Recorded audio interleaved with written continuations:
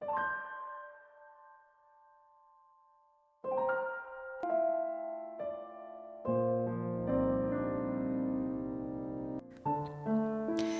Game of Life and How to Play It by Florence Scovel Shinn. Chapter 1, The Game. Most people consider life a battle, but it is not a battle, it is a game. It is a game, however, which cannot be played successfully without the knowledge of spiritual law. And the Old and the New Testaments give the rules of the game with wonderful clearness. Jesus Christ taught that it was a great game of giving and receiving. Whatsoever a man soweth, that shall he also reap. This means that whatever man sends out in word or deed will return to him. What he gives, he will receive. If he gives hate, he will receive hate. If he gives love, he will receive love. If he gives criticism, he will receive criticism. If he lies, he will be lied to. If he cheats, he will be cheated.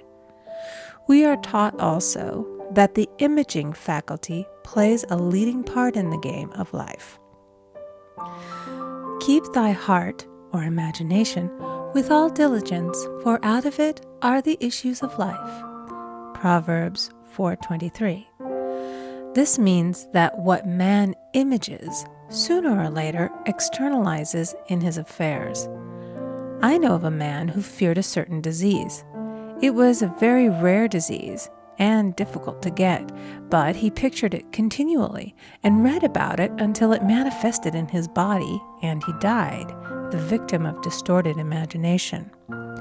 So we see, to play successfully the game of life, we must train the imaging faculty. A person with an imaging faculty trained to image only good brings into his life every righteous desire of his heart.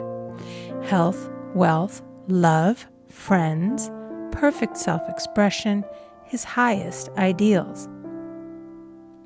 The imagination has been called the scissors of the mind, and it is ever cutting, day by day, the pictures man sees there, and sooner or later he meets his own creations in his outer world. To train the imagination successfully, man must understand the workings of his mind. The Greeks said, "Know thyself." There are three departments of the mind: the subconscious, conscious, and superconscious. The subconscious is simply power without direction. It is like steam or electricity, and it does what it is directed to. It has no power of induction. Whatever man feels deeply or images clearly is impressed upon the subconscious mind and carried out in minutest detail. For example, a woman I know, when a child, always made believe she was a widow. She dressed up in black clothes and wore a long black veil, and people thought she was very clever and amusing. She grew up and married a man with whom she was deeply in love. In a short time he died, and she wore black and a sweeping veil for many years. The picture of herself as a widow was so impressed upon the subconscious mind, and in due time worked itself out regardless of the havoc created. The conscious mind has been called mortal or carnal mind. It is the human mind and sees life as it appears to be. It sees death, disaster, sickness, poverty, and limitation of every kind, and it impresses the subconscious. The superconscious mind is the God mind within each man and is the realm of perfect ideas. In it is the perfect pattern spoken of by Plato, the divine design, for there is a divine design for each person. There is a place that you are to fill and no one else can fill, something you are to do which no one else can do. There is a perfect picture of this in the superconscious mind. It usually flashes across the conscious as an unattainable ideal, something too good to be true. In reality, it is man's true destiny or destination flashed to him from the infinite intelligence which is within himself. Many people, however, are in ignorance of their true destinies and are striving for things and situations which do not belong to them and would only bring failure and dissatisfaction if attained. For example, a woman came to me and asked me to speak the word that she would marry a certain man with whom she was very much in love. She called him A.B.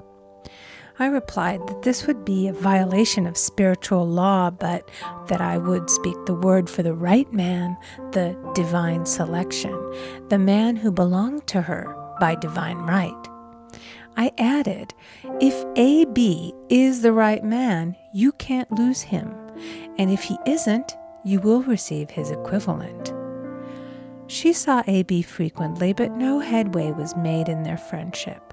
One evening she called and said, "Do you know, for the last week, A.B. hasn't seemed so wonderful to me." I replied, "Maybe he is not the divine selection. Another man may be the right one." Soon after that, she met another man who fell in love with her at once and who said she was his ideal. In fact, he said all the things that she had always wished A.B. would say to her. She remarked, it was quite uncanny. She soon returned to his love and lost all interest in A.B. This shows the law of substitution. A right idea was substituted for a wrong one. Therefore, there was no loss or sacrifice involved. Jesus Christ said, "Seek ye first the kingdom of God and his righteousness, and all these things shall be added unto you." And he said the kingdom was within man.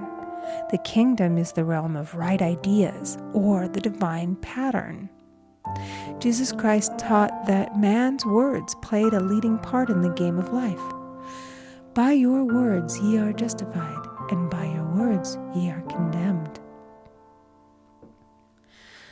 Many people have brought disaster into their lives through idle words. For example, a woman once asked me why her life was now one of poverty, of limitation. Formerly she had a home, was surrounded by beautiful things, and had plenty of money. We found she had often tired of the management of her home and had said repeatedly, "I'm sick and tired of things. I wish I lived in a trunk." And she added, "Today I am living in that trunk." She had spoken herself into a trunk. The subconscious mind has no sense of humor, and people often joke themselves into unhappy experiences.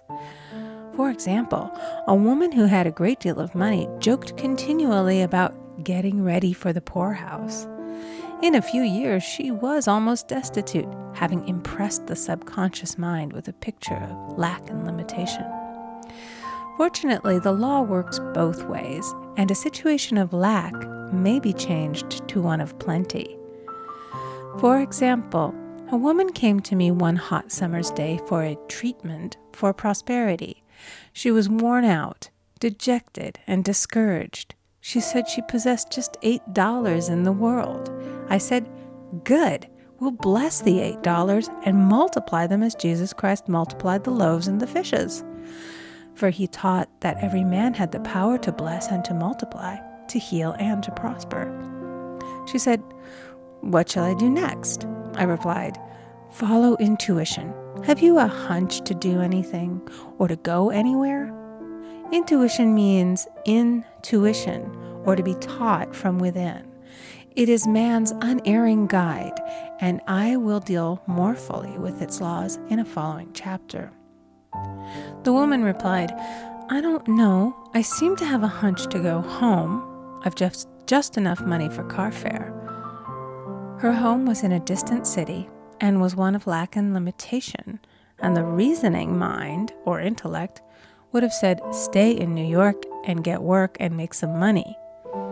I replied, "Then go home. Never violate a hunch." I spoke the following words for her. "Infinite Spirit, open the way for great abundance, for she is an irresistible magnet for all that belongs to her by divine right. I told her to repeat it continually also. She left for home immediately, and calling on a woman one day, she linked up with an old friend of her family. Through this friend, she received thousands of dollars in a most miraculous way. She has said to me often, "Tell people about the woman who came to you with $8 and a hunch." There is always plenty on man's pathway, but it can only be brought into manifestation through desire, faith, or the spoken word. Jesus Christ brought out clearly that man must make the first move. Ask, and it shall be given to you. Seek, and ye shall find. Knock, and it shall be opened unto you. Matthew 7:7. In the scriptures we read, "Concerning the works of my hands, command ye me." Infinite intelligence, God, is ever ready to carry out man's smallest or greatest demands. Every desire, uttered or unexpressed, is a demand. We are often startled by having a wish suddenly fulfilled. For example, one Easter, having seen many beautiful rose trees in the florist's windows, I wished I would receive one, and for an instant saw it mentally being carried in the door. Easter came, and with it a beautiful rose tree. I thanked my friend the following day and told her it was just what I had wanted. She replied, "I didn't send you a rose tree. I sent you lilies." The man had mixed the order and sent me a rose tree simply because I had started the law in action and I had to have a rose tree. Nothing stands between man and his highest ideals and every desire of his heart but doubt and fear. When man can wish without worrying, every desire will be instantly fulfilled. I will explain more fully in a following chapter the scientific reason for this and how fear must be erased from the consciousness. It is man's only enemy. Fear of lack, fear of failure, fear of sickness, fear of loss, and a feeling of insecurity on some plane. Jesus Christ said, "Why are ye fearful, O ye of little faith?" Matthew 8:26. So we can see we must substitute faith for fear is only inverted faith. It is faith in evil instead of good. The object of the game of life is to see clearly one's good and to obliterate all mental pictures of evil. This must be done by impressing the subconscious mind with a realization of good. A very brilliant man who has attained great success told me he had suddenly erased all fear from his consciousness by reading a sign which hung in a room. He saw printed in large letters this statement: "Why worry? It will probably never happen." These words were stamped indelibly upon his subconscious mind, and he now has a firm conviction that only good could come into his life, and therefore only good can manifest. In the following chapter, I will deal with the different methods of impressing the subconscious mind. It is man's faithful servant, but one must be careful to give it the right orders. Man has ever a silent listener at his side, his subconscious mind. Every thought, every word is impressed upon it and carried out in amazing detail. It is like a singer making a record on the sensitive disc of the phonographic plate. Every note and tone of the singer's voice is registered. If he coughs or hesitates, it is registered also. So let us break all the old bad records in the subconscious mind, the records of our lives which we do not wish to keep, and make new and beautiful ones. Speak these words aloud with power and conviction.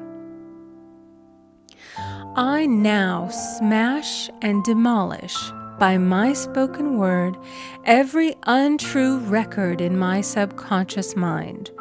They shall return to the dust heap of their native nothingness, for they came from my own vain imaginings.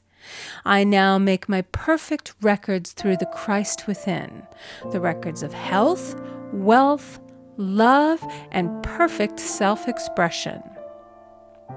This is the square of life, the game completed. In the following chapters, I will show how man can change his conditions by changing his words. Any man who does not know the power of the word is behind the times.